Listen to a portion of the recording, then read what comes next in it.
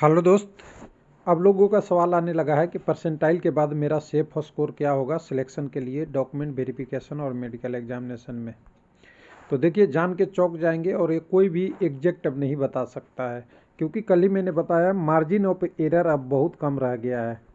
यानी अगर कहें किसी जोन में पहले ही 97 और 98 परसेंटाइल है, तो इसके बाद बचता क्या है, 2-3 नंबर का।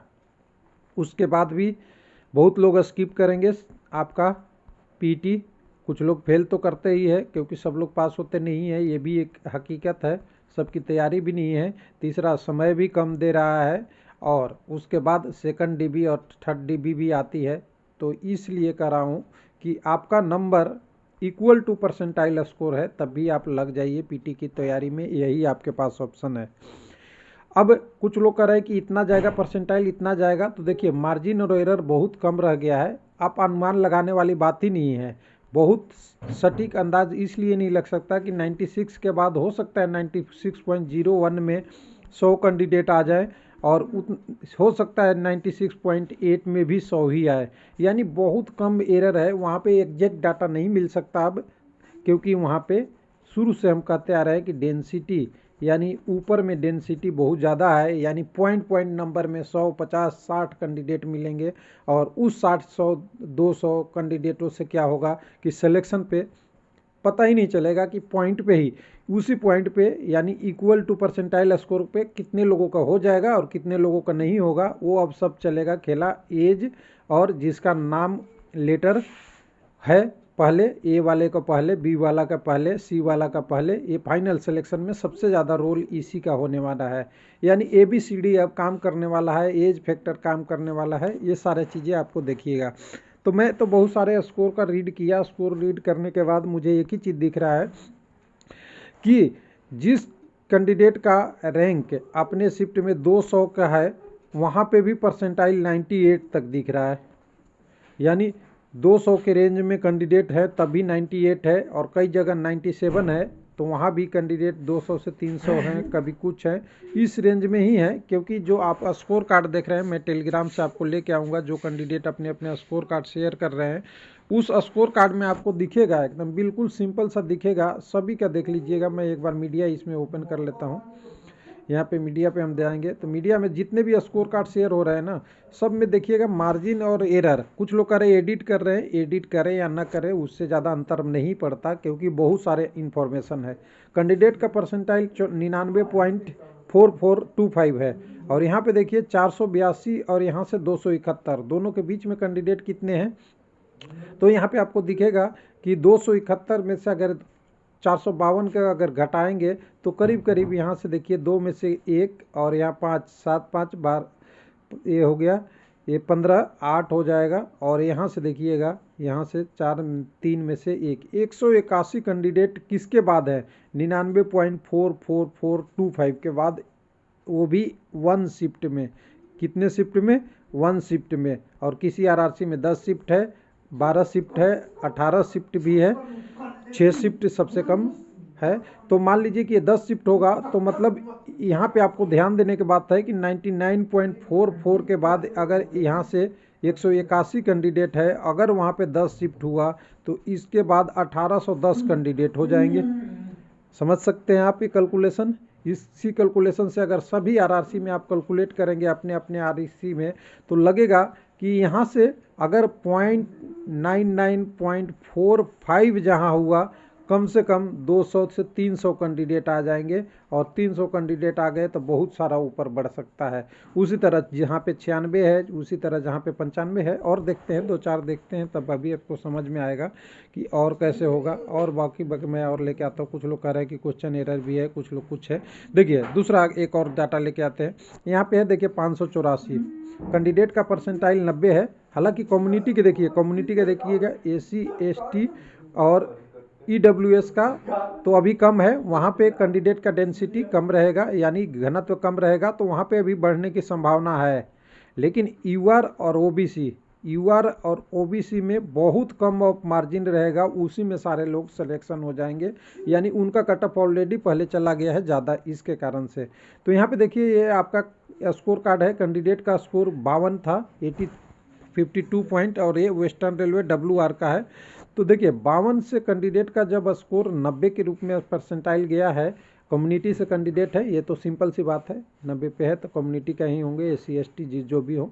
यहाँ पे देखिएगा अगर 23,584 और 21, यानी इनके बीच में कैंडिडेट की संख्या देखिए, इनके बीच में कैंडिडेट की संख्या देखिएगा तो बहुत हज़ारों में संख्या है। यानी कह सकते हैं यहाँ से 14 में से 5 गया 814, और 5 गया 914, 9 हो गया, यहाँ से गया तो 18 17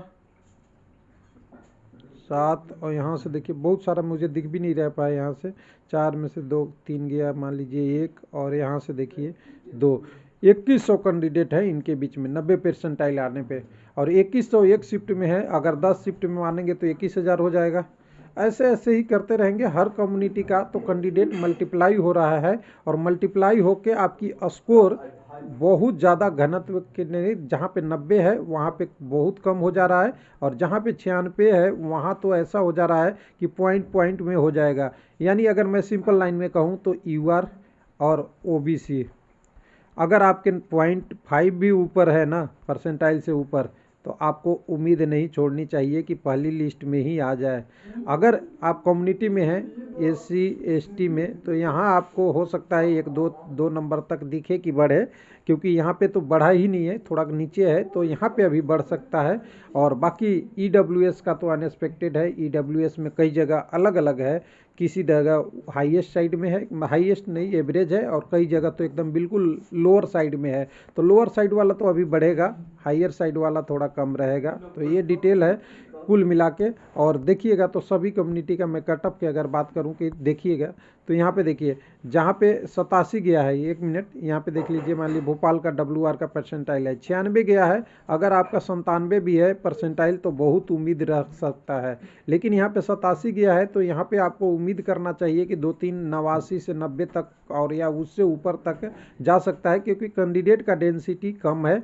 उसी तरह अगर यहाँ पे बात करेंगे 83 गया है SC का, तो इनके पास अभी बढ़ने के लिए करीब करीब 16 प्लस है परसेंटाइल में, तो यहाँ बढ़ सकता है। उसके बाद अगर बात करेंगे यहाँ पे 93 OBC का है, तो यहाँ UR में 0.5 तो यहाँ मान लीजिएगा 0.78 थोड़ा सा ऊपर की तरफ बढ़ेगा। और ये 79 जहाँ पे है EWS का, इसका तो अभी रेंज बहुत ऊपर है ना, तो ये रेंज जितना कैंडिडेट क्वालिफाई करेगा उस पर डिपेंड करेगा PT में। और PT में देखिए सबसे पिछला एग्जाम्पल था 2/1 का रेशियो, उससे अभी थोड़ा कम ही होगा, यानी हमें लगता है कि 1.75 और 1.25 का रेशियो रहेगा, यानी इतने कैंडिडेट पास होंगे और इतने फेल होंगे, और फेल होने वाले में वो भी रहेंगे जो अब्सेंट हो जाएं। अब्सेंट मतलब कहें कि जो लोग डॉक्यूमेंट वेरिफिकेशन में आपका PT एग्जामिनेशन ही नहीं देने जाएं, वो भी हो सकते हैं। और उसका रीज़न तो आपको पता ही है, NTPC का भी एग्ज़ाम चल रहा है, उनके भी सिलेक्शन हुए हैं, और रेलवे SSC का भी हुआ है, और कई सारी चीज़ों का एग्जाम SSC का स्टाफ सिलेक्शन का हुआ है, और भी कई सारे स्टेट गवर्नमेंट का एग्ज़ाम हुए हैं 2018 से रुके हुए थे, जिनका रिजल्ट फाइनल आया है। इसके कारण भी हो सकता है, क्योंकि कैंडिडेट कहीं ना कहीं सब जगह अप्लाई कर देता है। तो आपके पास हमारे हिसाब से तो यही है कि आप उम्मीद कीजिए। और बहुत लोग अभी भी कन्फ्यूजन में हैं कि नॉर्मलाइजेशन मार्क्स देख रहे हैं, तो नॉर्मलाइजेशन मार्क्स का तो कोई इम्पोर्टेंट नहीं है। रेलवे ने तो बोल ही दिया कि नॉर्मलाइजेशन मार्क्स हम ये देखने के लिए किए हैं, किसके लिए नॉर्मलाइज मार्क्स, इसलिए कि कैंडिडेट क्वालिफाई है या नहीं क्वालिफाई है। तो कितना बढ़ेगा इस पे सवाल ज़्यादा नहीं करने से अच्छा है कि आप अपने PT पे लग जाइए, आपका एक्सपेक्टेड कुछ भी हो सकता है। और ध्यान दें कि अगर फर्स्ट DB में नहीं आएगा, मान लीजिए किसी भी RRC में चले जाइए, एक RRC में मान लीजिए 10,000 पोस्ट है, और सबको पता है कि 10,000 WR मान लीजिए 10,700 कुछ है, तो 10,700 लोगों को पहले फर्स्ट PT में बुलाएगा। लेकिन मैं गारंटी लेता हूँ कि 10,700 बुलाएंगे तो कुछ का मेडिकल का भी इशू रहेगा, किसी का डॉक्यूमेंट का भी इशू रहेगा, किसी का DB ही अब्सेंट हो जाएंगे। यानी करीब करीब 10,000 में आम बात है कि 1,000 कैंडिडेट नहीं पहुंचे, तो 1,000 के लिए फिर आएगा, तो जो PT पास होगा उसी का तो मौका मिलेगा, न कि फिर से नया DB PT होगा। तो PT पास वाले के लिए बस ऑप्शन रहता है कि मैक्सिमम लोगों को कभी न कभी करा जाए। और ध्यान रहे कि 10,000 के अगेंस्ट 30,000 लोगों को कॉल किया गया है, किस में, मान लीजिए एग्जाम्पल है 30,000 लोगों को पीटी में कॉल किया गया है। तो 30,000 में से जो कैंडिडेट है, ध्यान से सुनिएगा कि पहले ही जो रेशियो 1.75 और 1.25 बन रही है, यानी 75 बन रही है, तो करीब 19,000 ही तो फिट हो रहे हैं। 19,000 के आसपास ही तो यहाँ पे हो रहे हैं आपके रेडी जो पीटी पास हो रहे हैं। तो 19,000 में से 10,000 पहले बुला लिया, 2-3 हज़ार और बुला लिया, तो मैक्सिमम लोगों का चांस हो जाता है कि आपका सिलेक्शन हो जाए। और ग्रुप डी में कई सारे लोगों का ऐसा हुआ है कि बहुत सारे टाइम तक मौका मिला है। और ये डिपेंड भी करता है कि सेकंड वैकेंसी कब आएगी। 2018 के बाद 19 तो आ गई थी, लेकिन 2019 वाला पे कोई काम ही नहीं हुआ, जिसके कारण से लोगों को मौका मिलते गया और टाइम मिलते गया। 12 DB हो गया, 13 DB हो गया, पैनल भी 13-14 आ गए, और कई सारे में नहीं भी आए हैं। ऐसा भी है कई सारे में एक आधी से रह गया, जहाँ पे वैकेंसी ऑलरेडी कम था और ज़्यादा लोगों को ले लिया, ये सब चीज़ें था। लेकिन कुछ WR वगैरह वगैरह जो थे, CR थे, आपका SWR था, ACR था, और आपका बिलासपुर वाला जोन था। इन सारे जोनों में तो बहुत लोगों को, और साउथर्न रेलवे था, कई सारे पीटी करके बुलाया, 10-12 बार बुलाया और लोगों को सेलेक्ट किया, क्योंकि पहले वाले ही सीट नहीं भरते हैं। थैंक यू, धन्यवाद। उम्मीद रखिए आप पीटी की तैयारी कीजिए। पीटी हो गया तो आपके पास एक ऑप्शन है, और सिंपल सी बात बोले कि आपके पास एक ब्लैंक बैंक चेक है, जिसको आप अपनी मर्जी से नहीं, रेलवे की मर्जी से इनकैश कर सकते हैं जब भी फ्यूचर में। थैंक यू, धन्यवाद।